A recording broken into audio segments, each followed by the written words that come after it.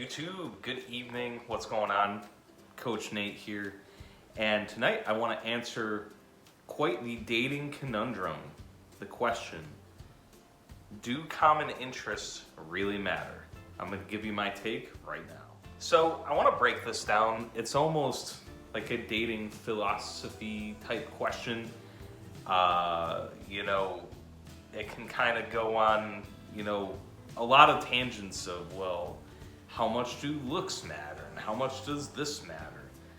And when it comes to common interests, meaning does a girl like the same type of movies, music, all that stuff, I am actually going to say no. And I have a good reason for explaining this. So, number one, it's like anything else. I'm not going to commit to an absolute on it. If you can find somebody that you have a lot of common interest with and it honestly helps you, awesome. But when I was in my 20s, I did a ton of dating. Good relationships, bad relationships, mediocre relationships, all sorts of, when it comes to the women, all sorts of different looks, all sorts of different attitudes, blah, blah, blah, blah. And me, I'm kind of like a niche, I'm kind of a weird guy. And what I mean by that is I'm into some nerdy stuff outside of like my work and professional life. Like I actually watch a decent amount of anime. I used to listen to a lot of metal music, just not like the real mainstream niche stuff. Though I watch like a lot of mainstream movies too, especially if they're like action movies. But what I found out there is I didn't run into like a ton of women along the way, that are into that, and still I did a lot of dating and had some pretty good relationships along the way. So I would say, number one, coming from somebody that did a lot of dating, it didn't really come up as a problem. Number two, I'm also going to say relationships, especially like I gear my practice toward helping guys get into long-term happy relationships like a marriage, right? And what I found with interests is that many of them tend to fade with time. Now, me personally, I still watch a lot of nerdy stuff, like maybe comic book action movies or definitely some animes sometimes. But my interests have changed over the years. Like I'm not really into as much metal music anymore.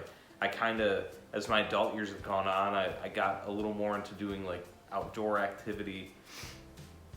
But this stuff changes. But what kind of doesn't change is like a lot of your long-term life goals. And when you learn how to kind of line that up with your awesome partner, a lot of that stuff, when it comes to like importance, kind of goes out the window. Especially, how many people do you know that maybe you were friends in your earlier 20s and they used to really like, let's say you guys like playing backyard football. Well, in the earlier 20s, maybe you guys did that a lot in the summertime, but now that same friend, maybe he has a couple kids and a wife, and he would maybe like to play football with you sometimes, but like he literally does not have time to do that. So what you do have time for though is like once the kids are in bed and you have like an hour to hang out at night, your spouse is the one that has to do that with you. So it's more of like, can you emotionally get along with that person? I think that's what's more important. And for me right now, like I have a lot of stuff going on during the day and at night business-wise. Like I don't have kids yet, but I can already start to see like my interests have changed and there just isn't a lot of time margin. So it's more important for me to my wife to emotionally line up with what I do have going on so that when we do have time to hang out, I can still be the best husband for her. So kind of coming back to that, stuff fades with time, it changes over time. So, does that interest hold a lot of importance when you're busy with your spouse buying houses and having kids and deciding what to do with your 401k plan? Does your interest in music really come up, right? So the next thing I'm going to cover is, so I am in I would call it a very happy relationship. Me and my wife have been together in May of 2022. That will make it 6 years.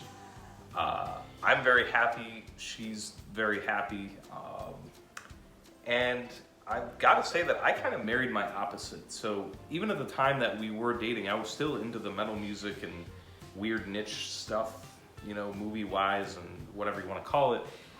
And she is not like that. So she's kind of a nerd, but like a little more classy nerd, if we will. So she's into classic, like old black and white movies. She likes to watch those with older actors like, I don't know, Judy Garland and stuff like that, you know, that era of movies. She listens to a decent amount of old jazz music.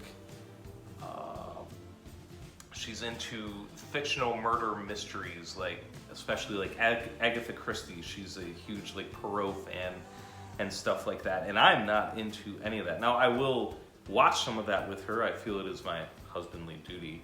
But definitely not all the time. I have my own man cave where I go watch stuff when I want to, right? Has it really come up as an important point in marriage? Not really. Usually what we kind of do is we find some stuff that we both align on if we're gonna watch TV. But, you know, more emotionally, I found it more important that I love her so much she drives me to be a better man. And maybe, you know, she pulls me in that direction without trying, right?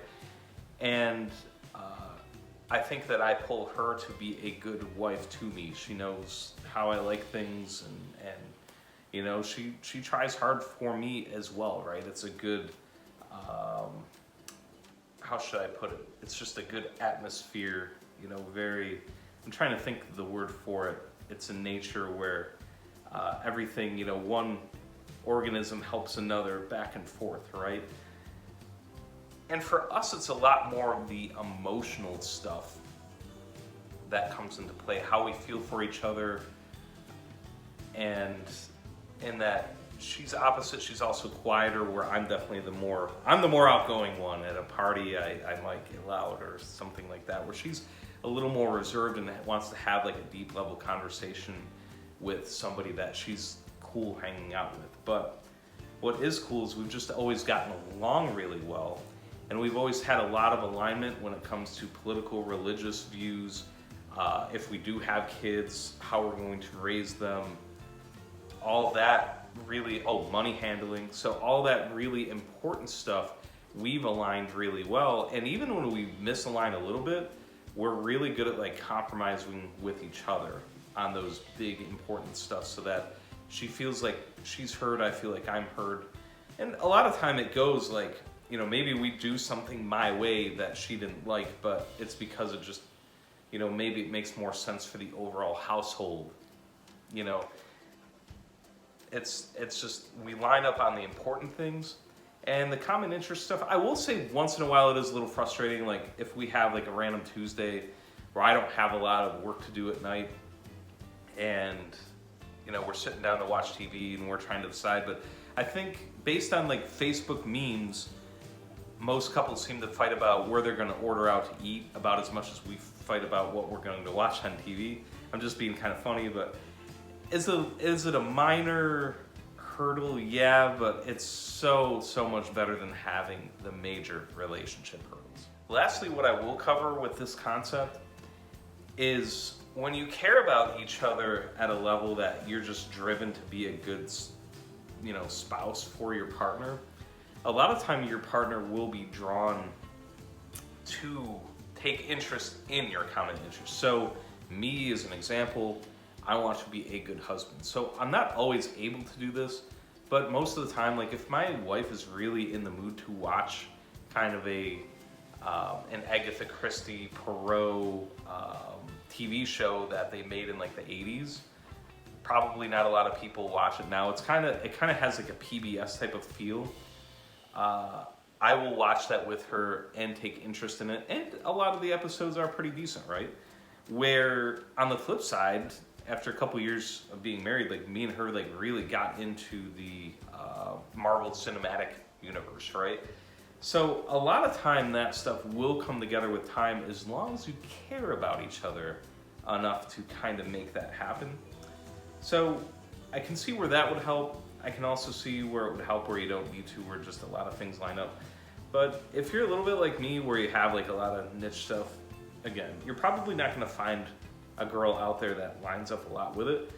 But what is really cool is that if you care about each other enough, she will take interest and learn to like some of it.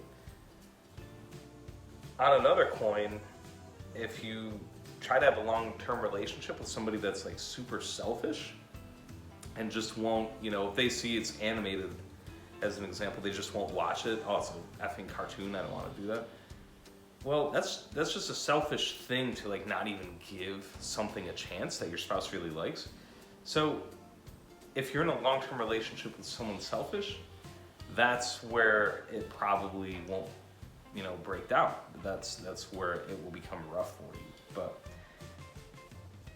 on the daily, just not really an issue. So guys, that is my take on in dating game, is finding a girl with a lot of common interests, same interests as you, important. Again, overall, I'm gonna say no. I'm happily married. I've done a lot of relationships, dated a lot of women that I had very little in common with in that part, but more what I want out of my partner emotionally is really what, you know, did it for me. I think it's a matter of convenience. Like if you're trying to figure out what to watch on TV as a couple, sure, that might make a night of your week easier. But in my world, it's a lot more important that you align emotionally and on those big issues that help your marriage work, rather than, again, focusing on, you know, what kind of music to listen to in the car. So thanks again for watching, guys. My name is Nate. I'm a dating coach for men. This is where, you know, this is a practice. I do it all online via video chat. We break down your issues, help you get through them. We dive deep and help you find the love of your life.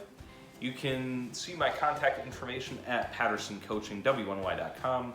Love for you to drop me an email. That is pattersoncoachingw1y@gmail.com if you didn't guess. But you can look at my website. There's a way to even text and call me if you really want. We can discuss it and see if this is a right fit for each other and go from there. So if it resonated with you, this video, please like and subscribe to the channel. I'd really appreciate that. It helps with the algorithms. But if you need the help, please reach out and we'll see you in the next one.